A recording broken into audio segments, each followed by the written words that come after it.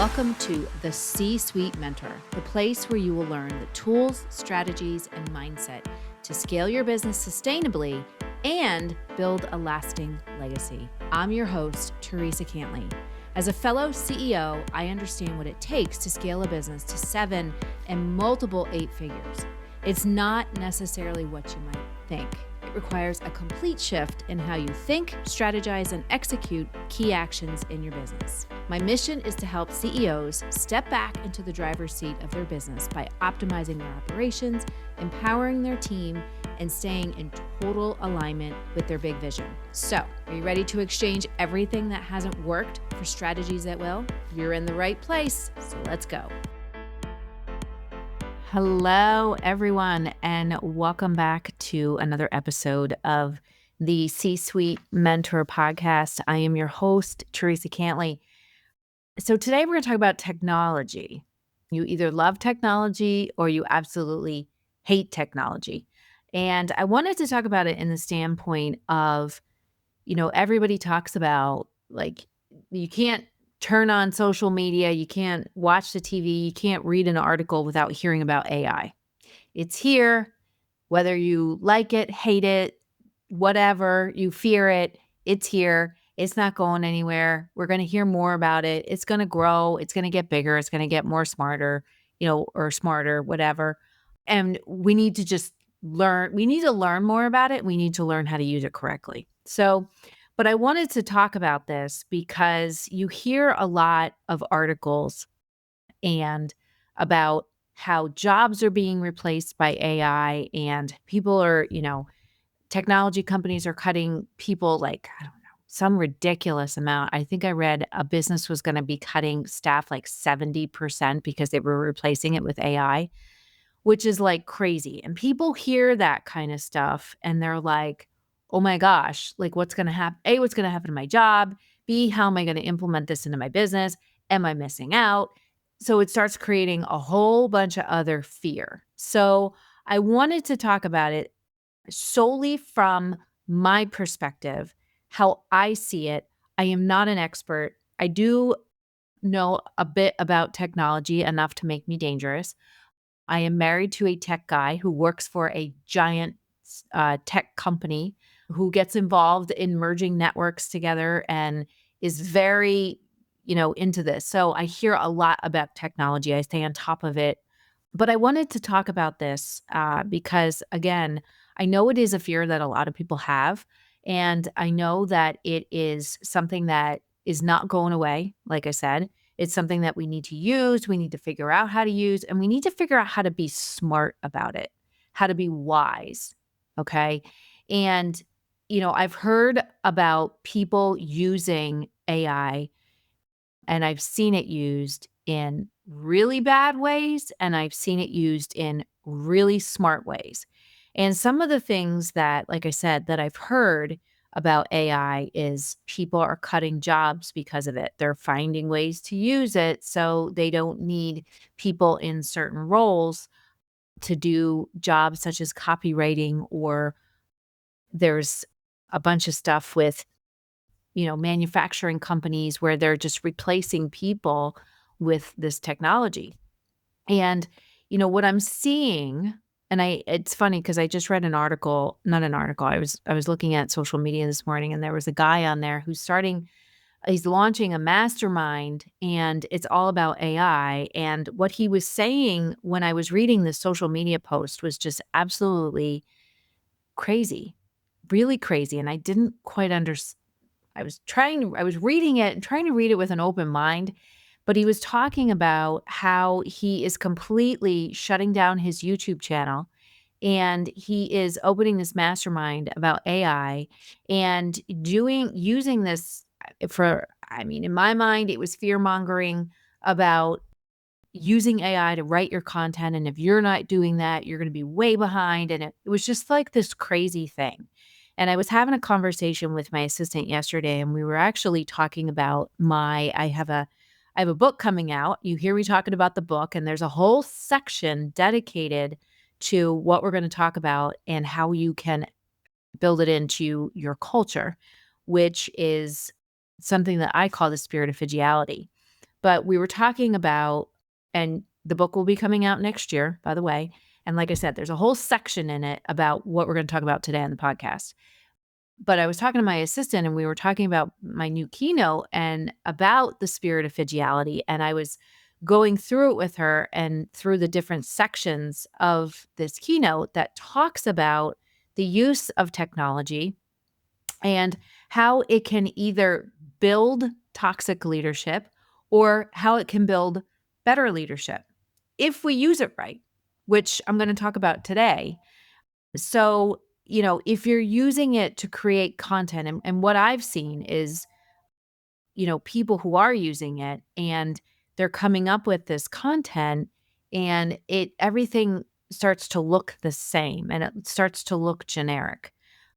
And I know when I was in writing my book proposal, and then when I was actually writing my book, they talk a lot about how there are people who are writing books and they're using AI and how you can tell the difference and how it is actually when they're reading these manuscripts that come through, that it really is like you can tell that like technology wrote it and it's you can just tell that lack of human connection.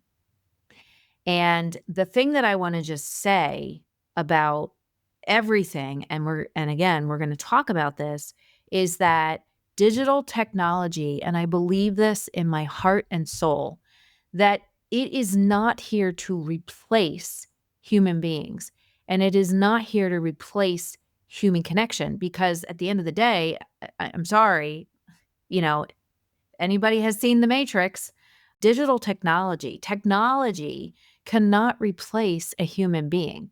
Human beings are unique and different. We have DNA, we have, and everybody is different.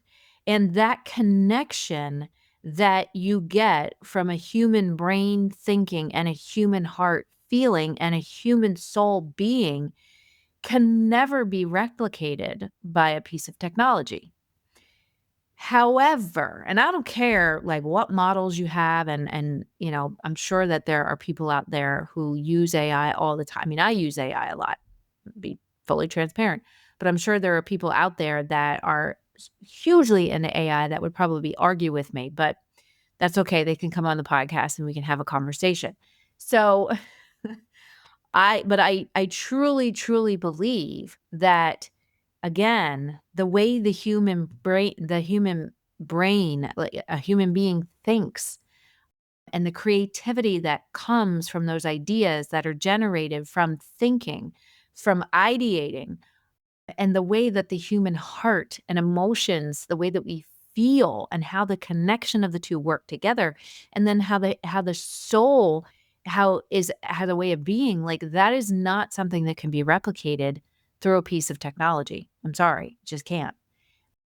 However, I do believe that we can use technology. We can use this AI technology to do more research, to use it to see the gaps that we can't necessarily see, and it can see the gaps in our processes or things that we do in our business a lot faster than we might have been able to do.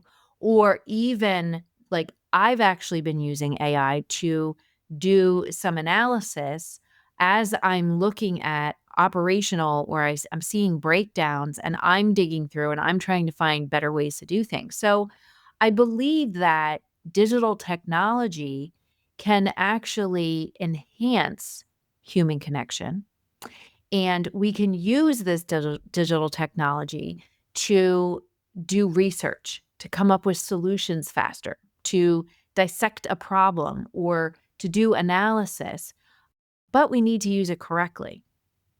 And I've seen many people, I've had several people that have actually worked for me and with me who used it incorrectly, which could potentially lead to a detriment to my business or someone else's business or even, to themselves.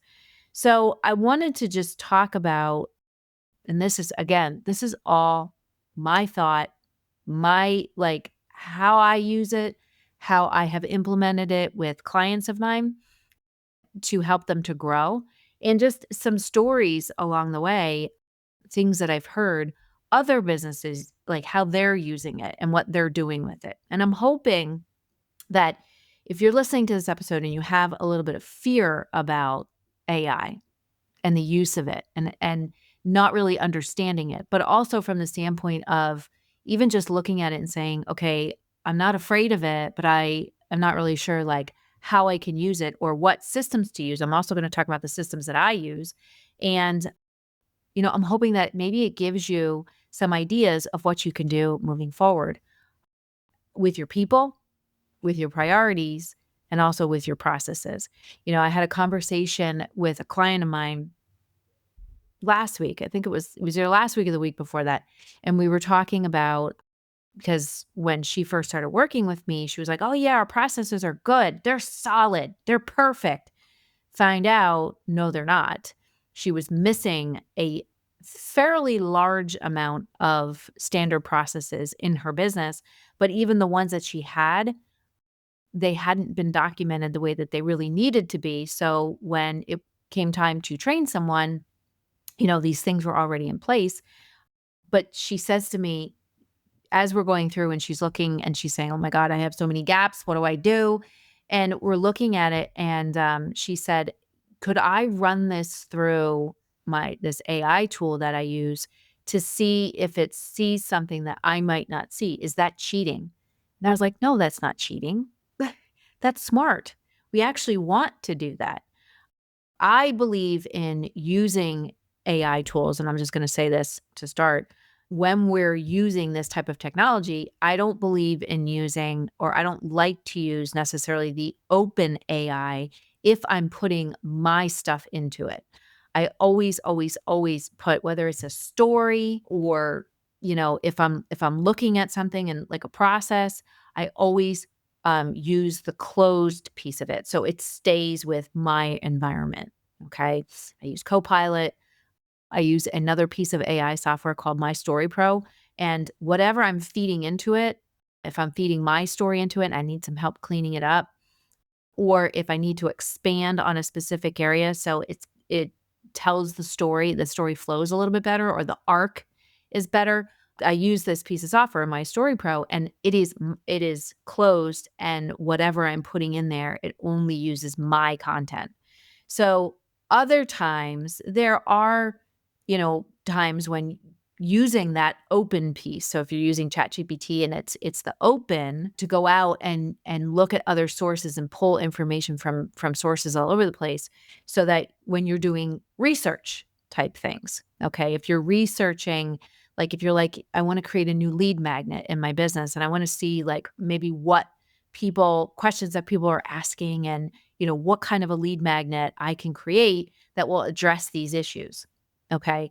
That's a good thing to use the open AI for. Okay. Again, these are just my things. So I wanted to talk about this because I have this concept that I call the spirit of Phygitality. And you may have heard the term phygital. Some people have, some people haven't. I think most people that I've talked to about it have not heard it. But I have this concept or this thought leadership that I've built over the years that I'm going to share with you because you are my community, about the spirit of Phygitality and its origins, kind of where it came from, and how my crazy brain works, my scientist brain, and really how it started and how I kind of started to put all the pieces together to create this thing that I call Spirit of Phygitality, and how it has helped people to actually use technology to build a deeper connection. So what is phygital? So if you look at it anywhere, really what it is, it's the blending of digital technology, the innovation that digital technology gives us, with the beauty of a live human connection or a live experience. And the way that I've always seen it, it relates to customer experience. Okay. So I look at it full spectrum for all of our stakeholders, whether it's vendors, our customers, our physical customers, our community, or our most important stakeholders in our business, our employees. So when done right, it really does truly blend humanity and innovation so that it empowers your team and creates a culture where truly everyone wins and everyone can thrive. All right. Pretty simple, right? It's not like a hard concept to grasp, but really even further than that, it really helps to bridge that gap between your team and you, or your team and leadership, or your team and your customers, or your team and your vendors, or you. So it really helps to bridge that gap. And right now in the world, trust is at an all-time low. Employee engagement is at an all-time low. Anxiety is at an all-time high. Stress, depression, frustration, discouragement, drama is just way off the charts right now. So using this concept that I'm going to talk about and how you can implement it into your business is going to start helping to bridge that and start helping to repair where trust has broken down, where connection has broken down, not just in our business, but really in everyday life. And I'm going to give some examples. I'm going to give one big example as the Spirit of Phygitality and how it impacted me in my personal life and how it helped to improve and connect in a very far beyond way than I could ever imagine. So we're going to talk about that. It also helps to build sustainability and agility in our business. Sustainability, not, the whole thing about saving the planet, which that's part of it. So, but even further than that, that when we're looking at things and we're building things in our business, we're not just building for today and what's happening in our business today, not even 5 years from now, but we're building a business that really cares about making a difference in the future. All right. And that's what this is able to do. And agility from the standpoint, because if you focus on building sustainability in your business, not that you're building just for today, but you're building into the future, agility gives us the flexibility to really thrive, whether we're in a recession or we're having struggles or challenges come our way. We have a fire in our business, or a flood, or people leave, whatever it is, it helps us to build agility. And the last thing is that it really truly makes you unforgettable across the board. So as I've said, I've seen this Phygitality done in very good ways to do a lot of good in this world. And I've seen it done in very bad ways, very bad ways.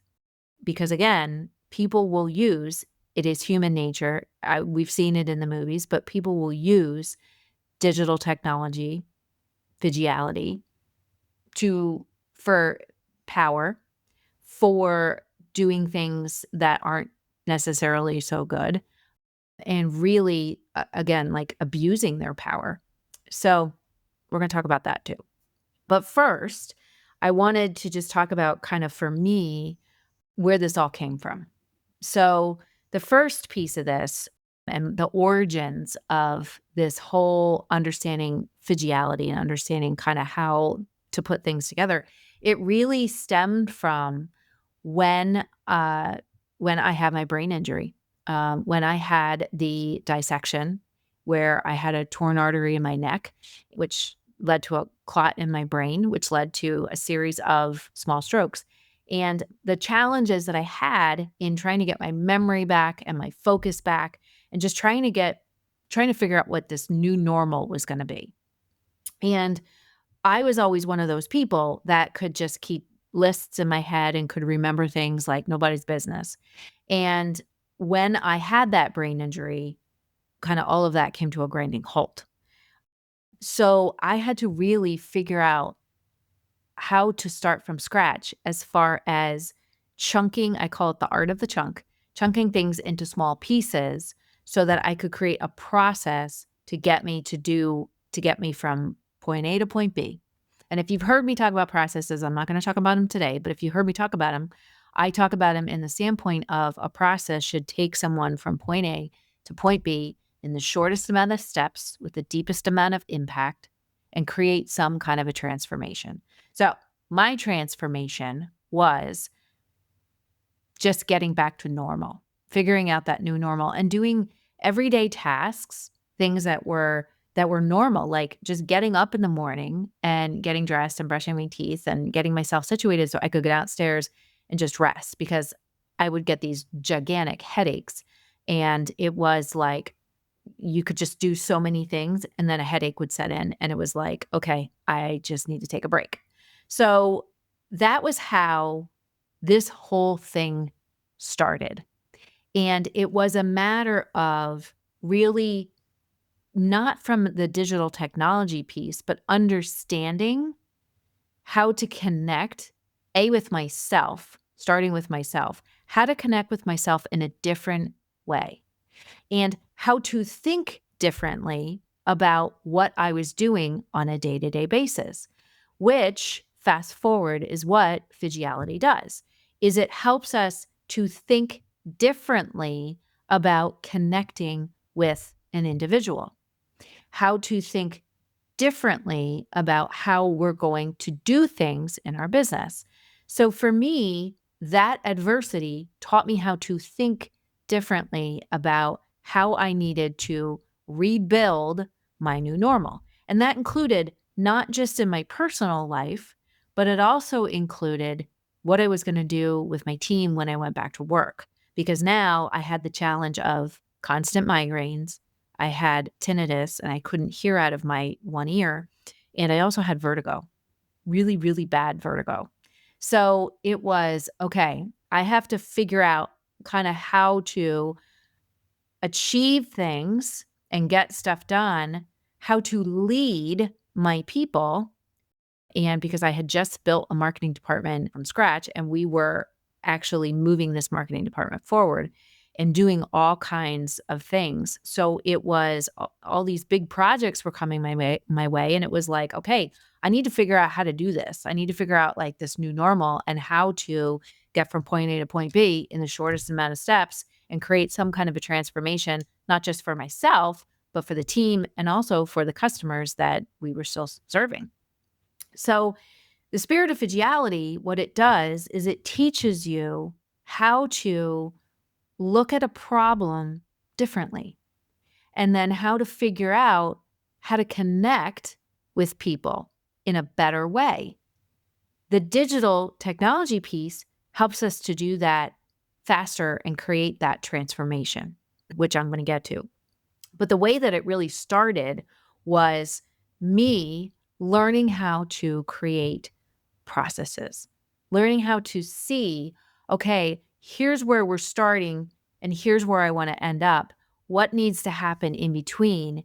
And how can I get that person to understand something or to learn something or to, like, we need to automate something. There were a lot of things that I needed to automate at that time because I no longer could do those repetitive tasks, or I couldn't focus long enough to consistently explain something over and over and over again. So the first thing that I learned how to do was how to automate things.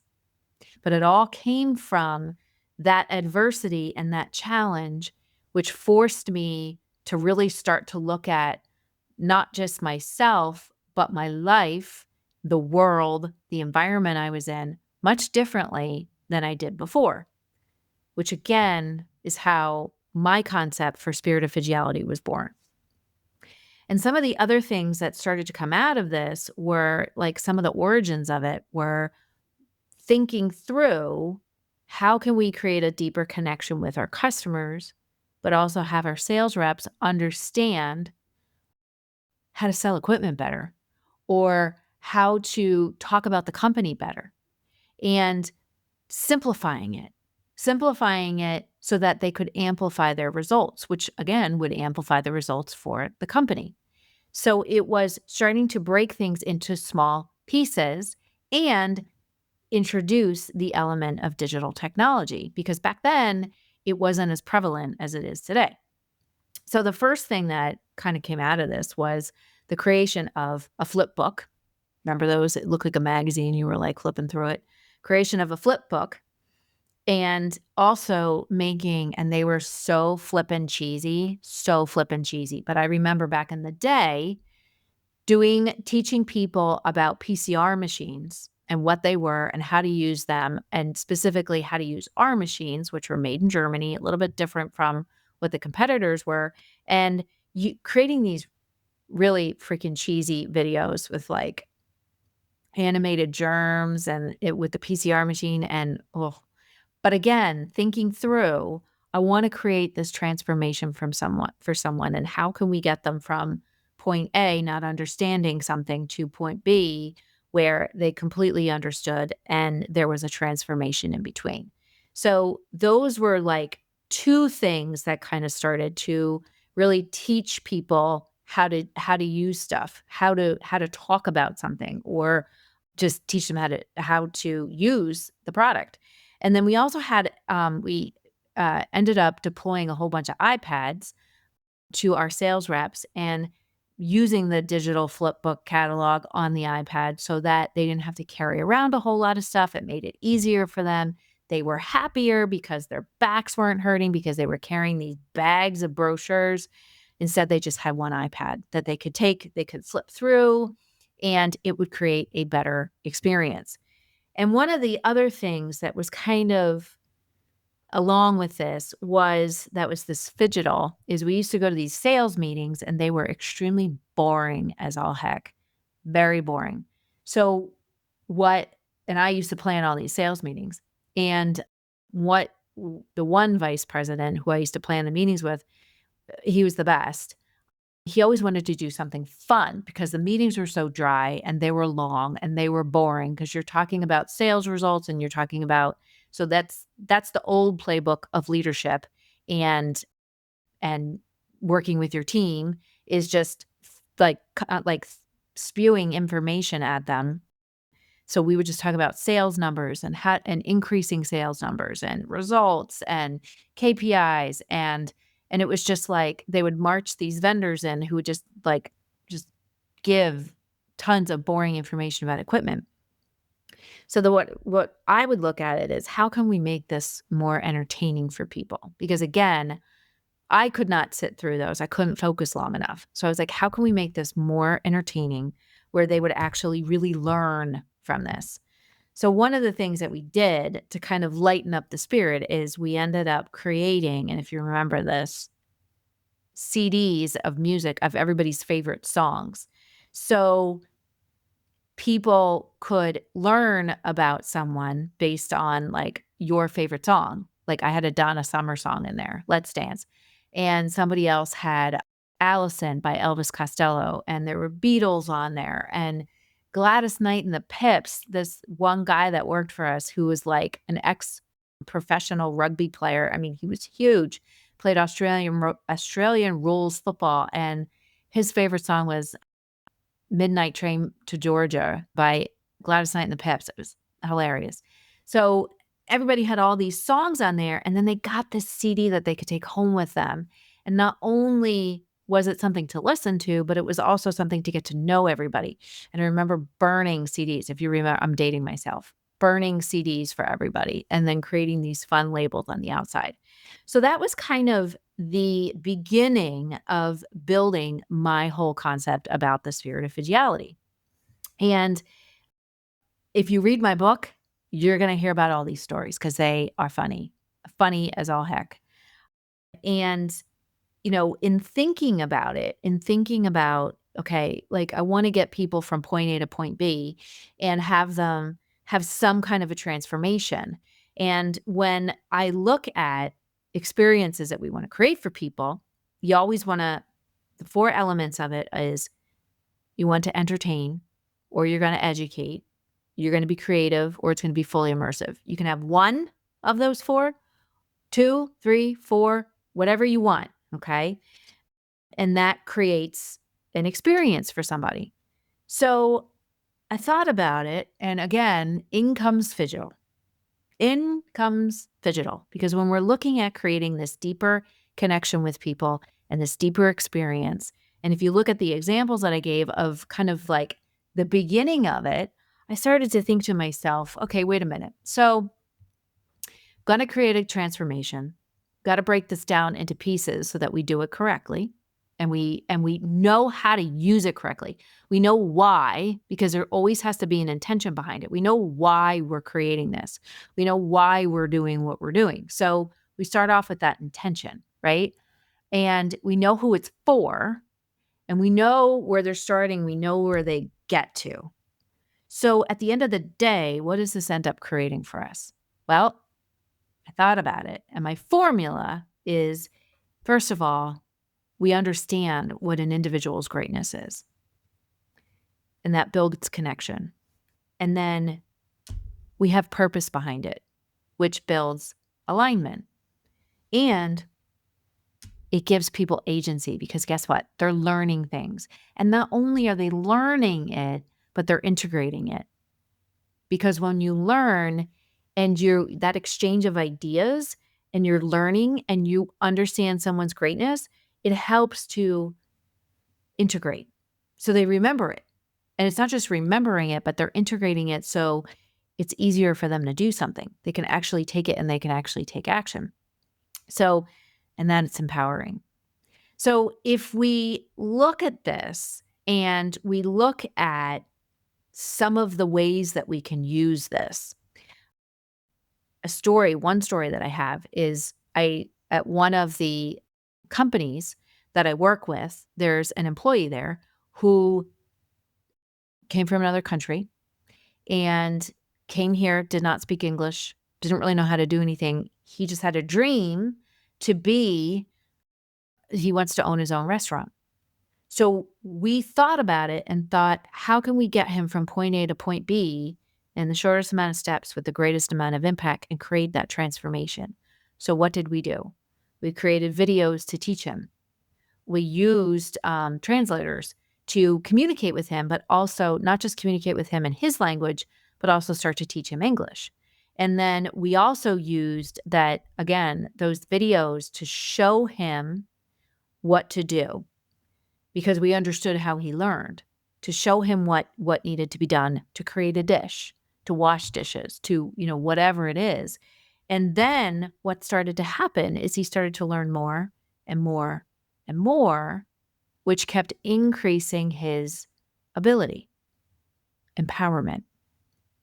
We've also used it to teach people about different products, creating videos that detail out the story of something, the story of a dish or the story of a particular product, and creating videos to tell the story about it that can be used to train people, but also can be used from a client-facing perspective. So that's one way, in a good way, that you can use digital technology. I've seen it also when you use technology and you want to have it do something and you have an intention how you want to use it, but it's done in a bad way. I had someone that I worked with at one point in time who was a manager and used this kind of digital technology to actually track employees, to track all of their whereabouts, to track all of their information, and to really, quote unquote, spy on people and make up stories in their mind about what was actually happening. So they were doing the same thing, having intention, understanding who they were using this for, and then creating a negative action from it. So we don't want to do that, period. We don't want to be using it for negative things. And if you listen to my keynote, when it's ready and when I start to deliver it, and even when you read my book, you will hear more about those stories, about how I've worked with people who used this process in a bad way and what we ended up doing to correct what they were doing, which you'll have to find out more when you read the book. But what we want to do and the purpose behind all of this is to, again, have intention. The way that I've used it in my personal life, my business partner, I talk about her all the time, and my best friend, Phygitality became a huge way to connect with her when we had our first store, we used to do, back in the day, we used to do FaceTime shopping. So if somebody lived far away, or if somebody couldn't get into the store and they wanted to see something, we would actually do FaceTime shopping. And we would, or create a video and then send them a short video explaining something. We also used it to record some videos, and this was like early in the day. I think Instagram may have just come out, but I mean, if you remember Vines, we were creating Vines and we were talking about saying again, what kind of a transformation do we want to make with people? What do we want to happen? And creating videos that we could share an artisan story. We could talk about the artisan and the story behind the piece and the story behind them, and share it with our customers, and share it with, like, we had some people that worked for us, share it with them so that they would get a better idea about, who the artisan was, what they did, where they lived, and why they created the pieces that they did, why they got into jewelry making. So what did it do? It pulled out and highlighted individuals' greatness, creating deeper connection. It also aligned purpose, just the purpose of what you were doing, but then also an individual's purpose, because we understand their strengths. Now we can align what we actually need them to do in the business. And what does that do? It creates empowerment. And we use that in our store, but then from a more personal perspective, when she got sick and when she was going through chemo, she was able, during the pandemic, she was able to stay in contact with her doctors and continue her treatments, even though the world was shut down. We also used it when she had to go into the hospital. We used it to FaceTime. So I could still see her. I could still talk to her. We could still connect. And even after her death, I have several videos of her waving at me, talking to me right before she died, that I was able to record and keep. And I still have that forever and ever. Amen. And none of us know how long we're going to have on this planet. None of us.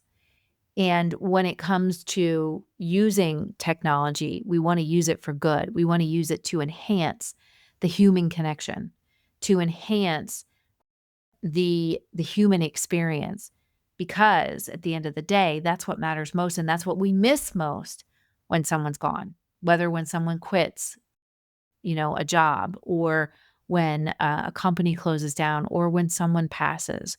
We miss that connection we had with them. So why not use digital technology to enhance that connection, not replace it? Which, again, is what I stand for and why I wanted to create this episode.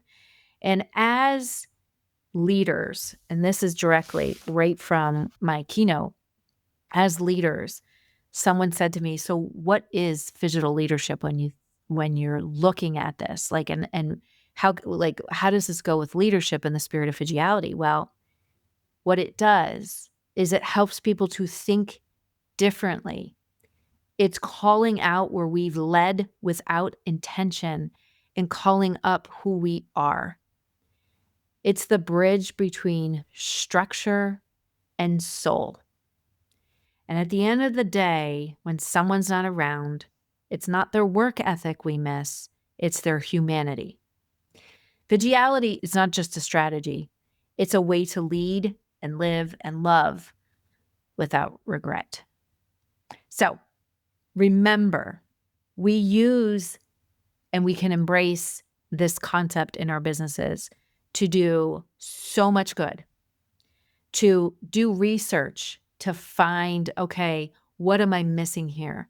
Where are my customers struggling that maybe I'm not understanding, so that I can build a better product, or I can create better service, or we can create more phygitalness in our business, or we can create more connection. Where can we do this? Where can we use it to come up with solutions to stuff that we've been struggling with forever? Where can we even use this to find the gap in our industry and say, hey, this is what's missing, and here's how we can fill it? That's how we need to use this. And then what we do is we think about how can we deepen the connection with our biggest stakeholders, the people that are important, that are the most important, our community. How can we connect our community together? How can we do that in a way that then helps to repair some of the things that have happened in society? These are all the things that we can do with digital technology and this phygitalness that we can build. But the truth is that one can't function without the other. And I believe that wholeheartedly.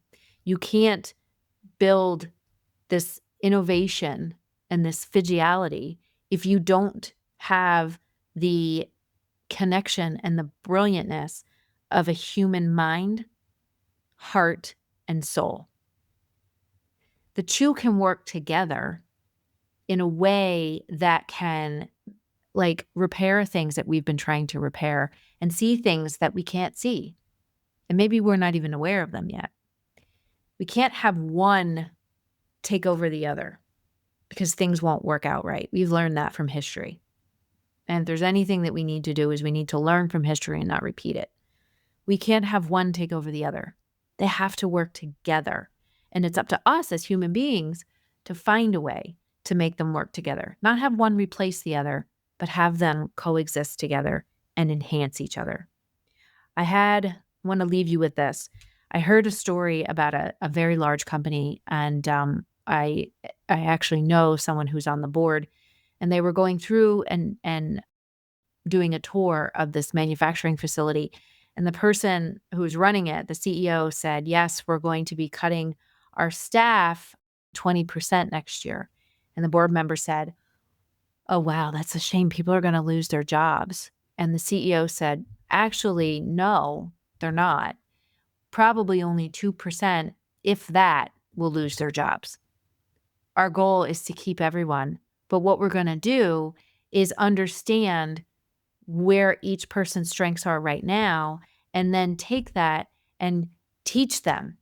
Take them to school, send them to school, or send them, or reskill. They call them reskilling, but teach them a new skill so that they can we can align that with what the business needs. And then they can actually learn how to work with this technology in a better way. So no one's losing their jobs.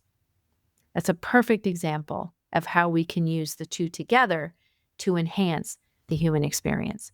And this is my thought leadership about this topic. So anyway, I hope you enjoyed this episode. I hope that you also hop on over. I have a new secret podcast. It's called Lead with Soul, and it's all incorporates digital leadership. It incorporates my belief in new ways of how we can lead better in this new era of life that we're in right now. So if you pop on over to, and we will put the link in the show notes, you can go to the Lead with Soul page and you can get access to it right away. Be my VIP and get access to it. You will love it. It's so good. It's so, so good. And we go way deeper on leadership than I do on this podcast. So till next time, I hope you have a great rest of your week, and I look forward to seeing you soon. Bye for now. Hey there. Thank you so much for listening. If you found value on this show, please follow the podcast so you never, ever miss an episode. And I would love, love, love if you would leave a review on Apple Podcasts or Spotify for me. Even better, share the show with a fellow business owner ready to step fully into their CEO leadership role. Because right now, more than ever, the world really needs next level leaders. And by the way, did you know you can text me all your questions and get real-time feedback? You absolutely can. Just text the word CEO to me at 610-215-2838 to get connected. One last goodie for you before I go. If you're ready to scale your business and have a co-creator working right by your side, my C-Suite Mentor Program may be perfect for you and your possible new second in command. Just visit thecsuitementor.com to get started.